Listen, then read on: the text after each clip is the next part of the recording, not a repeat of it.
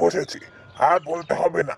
কিন্তু রূপকুঞ্জ পাহাড় তো এখান থেকে অনেক দূর, কি করে যাবে? এরকম পায়ে হেঁটে অনেক দিন সময় লাগবে।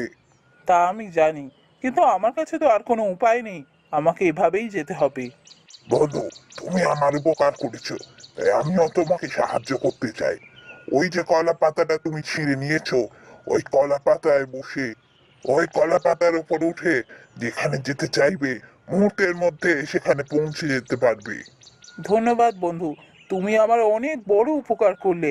এবার তাহলে আমি বিদায় নিই। এসো বন্ধু, তুমি যে কাজে যাচ্ছ সেই কাজে সফল হও। এরপর রাজকুমার ওই কলা পাতায় উঠে রূপকুঞ্জ পাহাড়ে রাক্ষসের কাছে যাওয়ার কথা বলল।